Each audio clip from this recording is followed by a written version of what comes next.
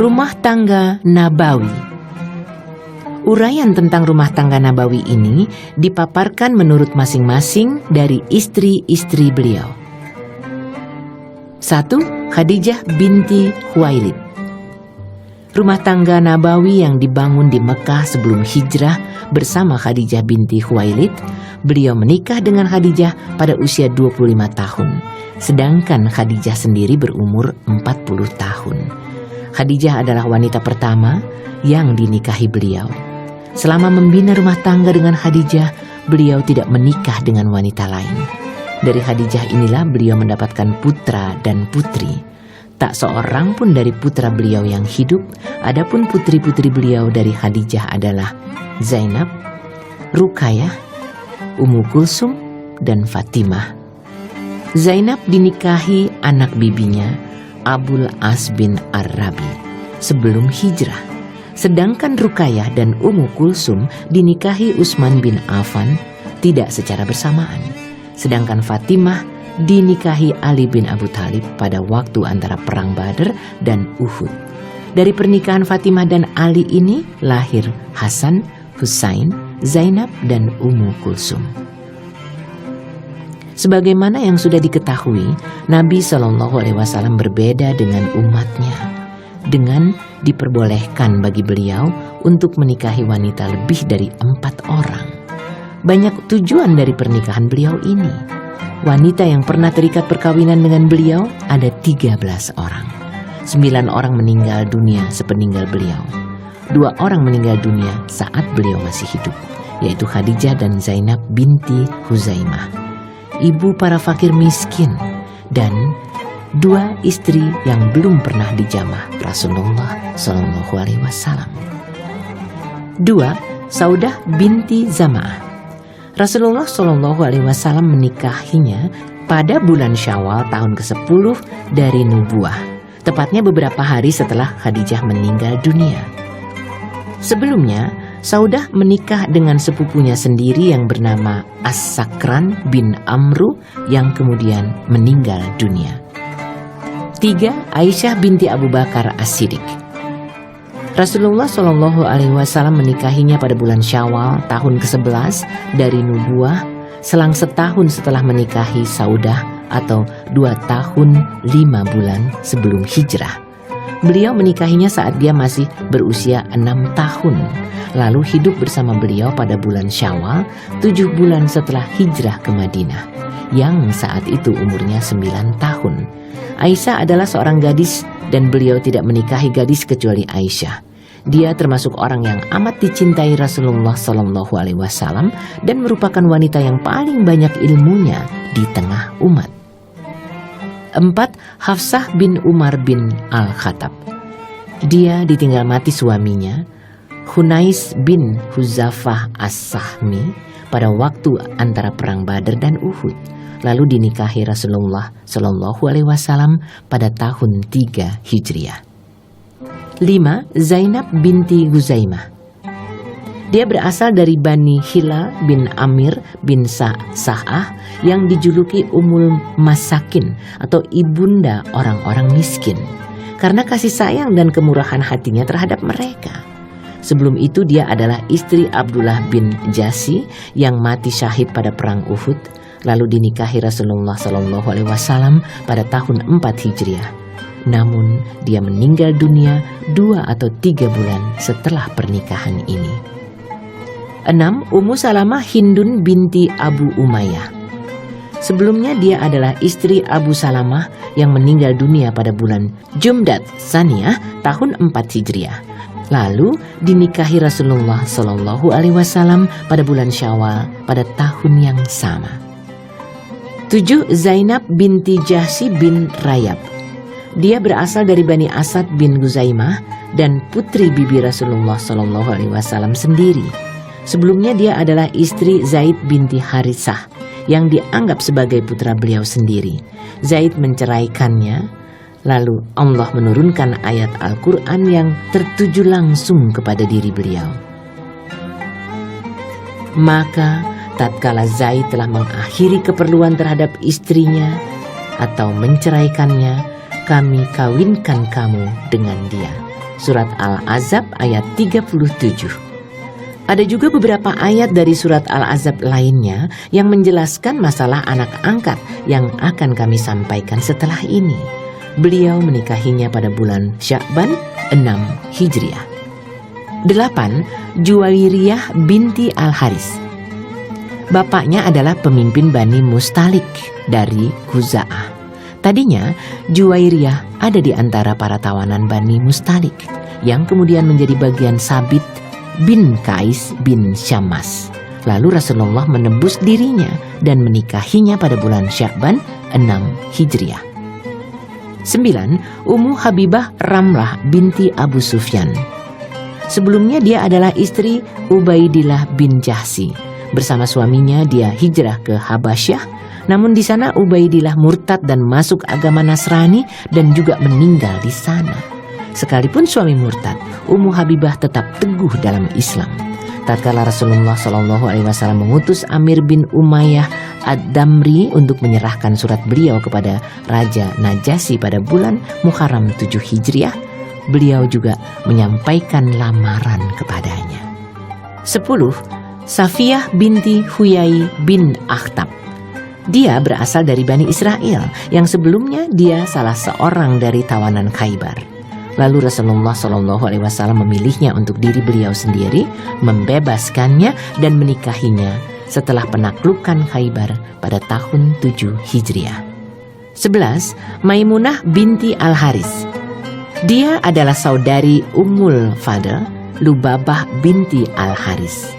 Rasulullah SAW menikahinya pada bulan Zulkaidah 7 Hijriah saat umroh qada setelah habis masa idahnya. Mereka inilah para wanita yang pernah dinikahi Rasulullah SAW dan beliau hidup bersama mereka. Ada 2 orang di antara mereka yang meninggal dunia saat beliau masih hidup, yaitu Khadijah dan Zainab binti Huzaimah, yang berarti beliau meninggal dunia dengan meninggalkan 9 lainnya menjadi janda. Sedangkan 2 wanita lainnya tidak hidup bersama beliau, salah seorang di antaranya dari Bani Kilab dan satunya lagi dari Kindah, yang dikenal dengan nama Al-Juwainiyah. Namun ada perbedaan pendapat mengenai masalah ini dan kami tidak perlu memperbincangkannya lebih lanjut. Adapun wanita yang beliau nikahi bukan sebagai wanita merdeka adalah Maryah Al-Qibtiyah yang dihadiahkan Al-Mukaikis dan melahirkan putra beliau, Ibrahim. Namun kemudian meninggal dunia selagi masih kecil di Madinah semasa hidup beliau pada tanggal 28 atau 29 Syawal 10 Hijriah, bertepatan dengan tanggal 27 Januari 632 Masehi. Selain Maria adalah Raihanah binti Zaid an-Nadiriyah atau Al-Qurziyah yang sebelumnya termasuk tawanan Quraizah. Beliau memilihnya untuk diri beliau sendiri. Ada yang berpendapat dia juga termasuk istri beliau yang dimerdekakan lalu dinikahi. Pendapat pertama ditegaskan Ibnul Qayyim, sedangkan Abdu Ubaidah menambahi 2 wanita lainnya, yaitu Jamilah yang termasuk tawanan dan Jariyah yang dihadiahkan Zainab binti Jahsi kepada beliau. Siapapun yang mengamati kehidupan Rasulullah SAW ini tentu mengetahui secara pasti bahwa perkawinan beliau dengan sekian banyak wanita ini justru pada masa-masa akhir hidup beliau, setelah melewati 30 tahun dari masa muda beliau, yang pada masa itu hanya bertahan bersama wanita yang justru lebih tua, yaitu Khadijah, lalu Saudah. Tentu dia mengetahui bahwa perkawinan ini tidak sekedar didorong gejolak di dalam diri dan mencari kepuasan dari sekian banyak wanita. Tetapi di sana ada berbagai tujuan yang hendak diraih dengan perkawinan tersebut. Tujuan yang bisa dibaca, mengapa beliau berbesan dengan Abu Bakar dan Umar dengan menikahi Aisyah dan Hafsah? Mengapa beliau menikahkan putri beliau Fatimah dengan Ali bin Abu Thalib? Ruqayyah kemudian disusul Ummu Kulsum dengan Utsman bin Affan, mengisyaratkan bahwa beliau ingin menjalin hubungan yang benar-benar erat dengan 4 orang tersebut yang dikenal paling banyak berkorban untuk kepentingan Islam pada masa-masa krisis, yang berkat kehendak Allah akhirnya masa-masa krisis ini dapat dilewati dengan selamat. Di antara tradisi bangsa Arab adalah menghormati hubungan perbesanan. Keluarga besan menurut mereka merupakan salah satu pintu untuk menjalin kedekatan antara beberapa suku yang berbeda. Menurut anggapan mereka, mencela dan memusuhi besan merupakan aib yang dapat mencoreng muka. Maka dengan menikahi beberapa wanita yang menjadi ummahatul mukminin, Rasulullah SAW hendak mengenyahkan gambaran permusuhan beberapa kabilah terhadap Islam. Setelah Ummu Salamah dari Bani Maksum yang satu perkampungan dengan Abu Jahal dan Khalid bin Walid dinikahi Rasulullah SAW, membuat sikap Khalid bin Al-Walid tidak segarang sikapnya sewaktu perang Uhud. Bahkan akhirnya dia masuk Islam tak lama setelah itu dengan penuh kesadaran dan ketaatan. Begitu pula Abu Sufyan yang tidak berani menghadap beliau dengan permusuhan setelah beliau menikahi putrinya, Ummu Habibah. Begitu pula yang terjadi dengan Bani Mustalik dan Bani Nadir yang tidak lagi melancarkan permusuhan setelah beliau menikahi Juwairiyah dan Safiyah. Bahkan Juwairiyah merupakan wanita yang paling banyak mendatangkan barokah bagi kaumnya. Setelah dia dinikahi Rasulullah SAW, para sahabat membebaskan 100 keluarga dari kaumnya. Karena itu para sahabat saat itu berkata, mereka adalah para besan Rasulullah SAW. Tentu saja hal ini sangat mengundang simpati manusia dan berkesan di dalam jiwa. Lebih besar dari itu, Nabi SAW sudah diperintahkan untuk membersihkan dan memberdayakan manusia sebelum mereka mengenal sedikit pun etika peradaban yang wajar dan bagaimana ikut andil dalam membangun masyarakat yang maju. Prinsip-prinsip yang menjadi dasar untuk membangun masyarakat Islam tidak memberikan peluang bagi kaum laki-laki untuk bercampur baur dengan kaum perempuan. Tidak mungkin memberdayakan kaum wanita seketika pada waktu itu pula. Sementara pada saat yang sama, prinsip ini sama sekali tidak boleh diabaikan. Padahal pemberdayaan kaum wanita tidak lebih sedikit daripada pemberdayaan kaum laki-laki, karena boleh dikatakan lebih kuat dan lebih dominan.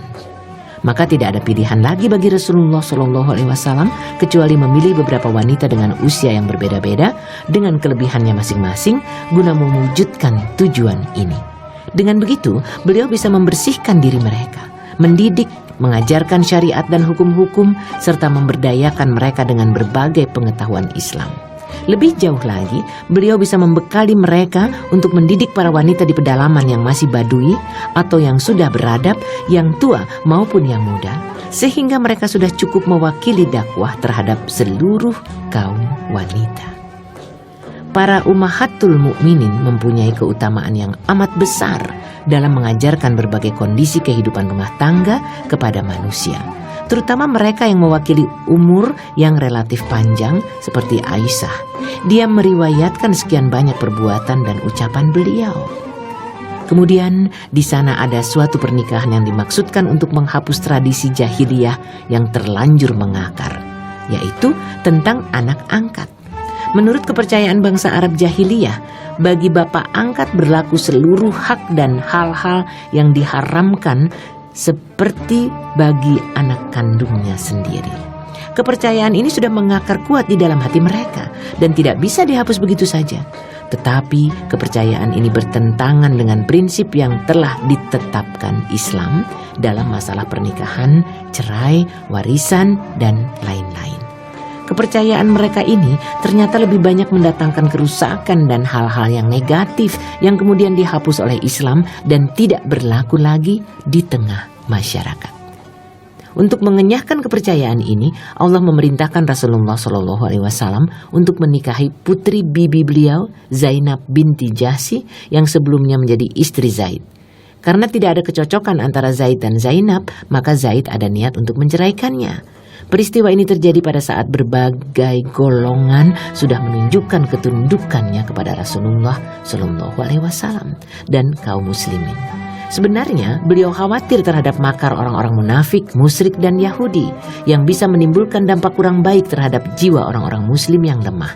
Maka beliau ingin agar Zaid tidak usah menceraikan istrinya, agar beliau tidak mendapat ujian karena masalah ini. Tidak dapat diragukan, keraguan-raguan dan kebimbangan beliau ini tidak selaras sama sekali dengan posisi Rasulullah Shallallahu Alaihi Wasallam yang diutus sebagai Rasul. Karena itu Allah menghardik beliau dengan berfirman, "Dan ingatlah ketika kamu berkata kepada orang yang Allah telah melimpahkan nikmat kepadanya, dan kamu juga telah memberi nikmat kepadanya, tahanlah terus istrimu dan bertakwalah kepada Allah. Sedang kamu menyembunyikan di dalam hatimu apa yang Allah akan menyatakannya, dan kamu takut kepada manusia, sedang Allah lah yang lebih berhak untuk kamu takuti." Surat Al-Ahzab ayat 37. Akhirnya Zaid menceraikan istrinya Zainab.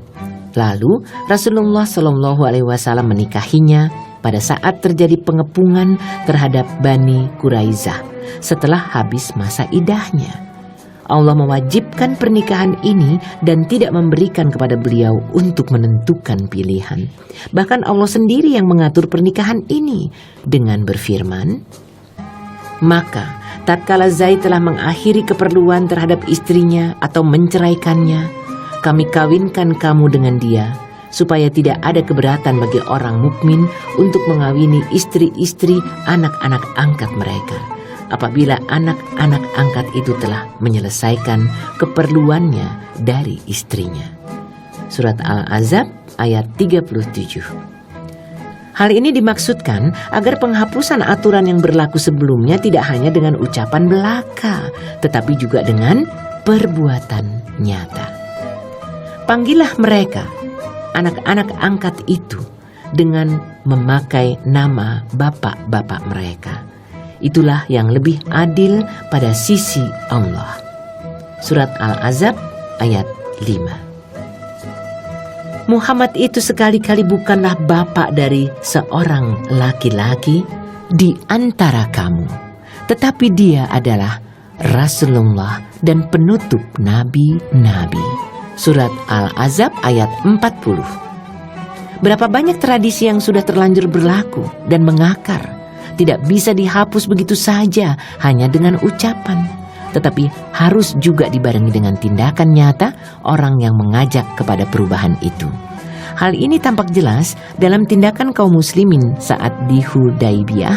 Di sana ada orang-orang muslim yang keadaannya seperti yang dilihat dan dituturkan Urwah bin Mas'ud, bahwa setiap kali Rasulullah Shallallahu Alaihi Wasallam mengeluarkan dahak, maka dahak itu pasti jatuh ke tangan salah seorang di antara mereka karena dia menadahinya.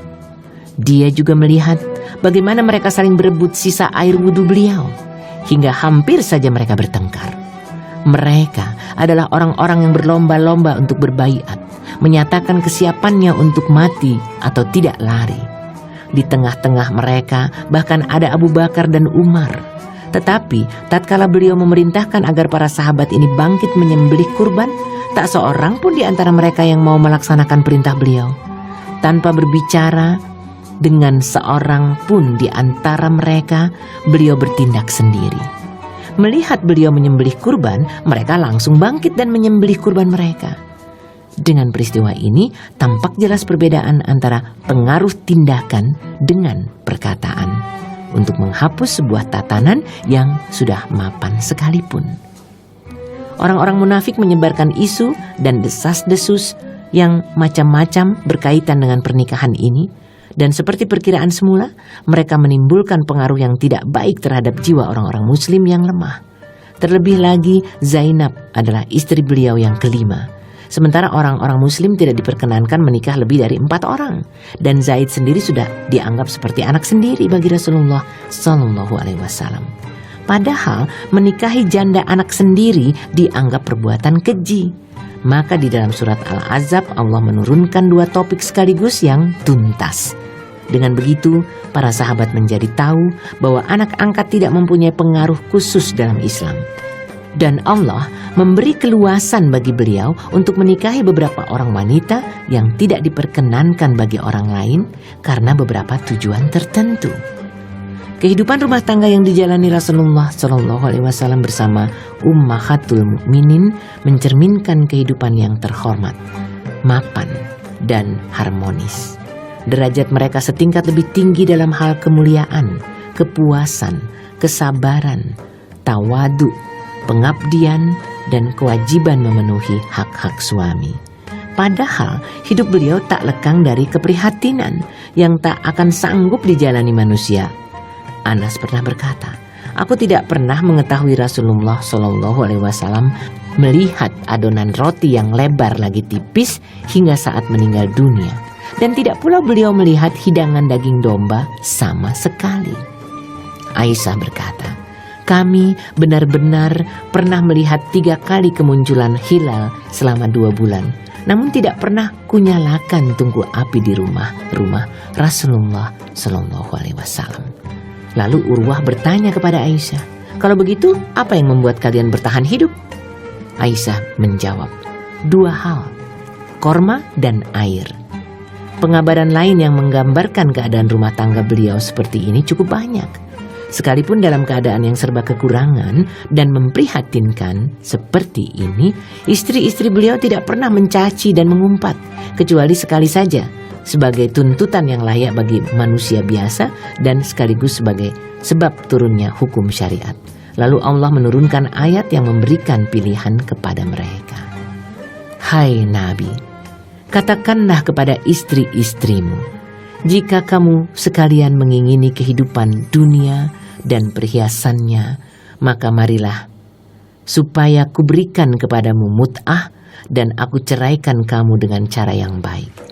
Dan jika kamu sekalian menghendaki keridhaan Allah dan Rasul-Nya serta kesenangan di negeri akhirat, maka sesungguhnya Allah menyediakan bagi siapa yang berbuat baik di antaramu pahala yang besar." Surat Al-Ahzab ayat 28-29. Di antara bukti kemuliaan dan kehormatan mereka, maka mereka memilih Allah dan Rasul-Nya. Tak seorang pun di antara mereka yang berpaling kepada keduniaan. Tidak pula terjadi berbagai kasus seperti yang biasa terjadi di antara para istri yang dimadu, sekalipun mereka banyak, kecuali 1-2 kasus yang ringan-ringan saja, dan itu pula masih dalam batas kewajaran sebagai manusia biasa. Itu pun kemudian Allah menghardik beliau hingga mereka tidak mengulanginya lagi. Karena hal inilah turun permulaan surat At-Tahrim. Kami merasa tidak perlu mengkaji panjang lebar tentang prinsip poligami. Namun siapa yang melihat kehidupan penduduk Eropa yang mati-matian menolak prinsip ini, ditambah lagi munculnya berbagai macam penderitaan, kekacauan, kekejian, dan kejahatan yang muncul di sana sebagai akibat dari penolakan ini, maka mereka perlu mengkaji kembali bahwa kehidupan mereka merupakan bukti nyata tentang keadilan prinsip poligami ini. Semoga hal ini dapat menjadi pelajaran bagi orang-orang yang beriman.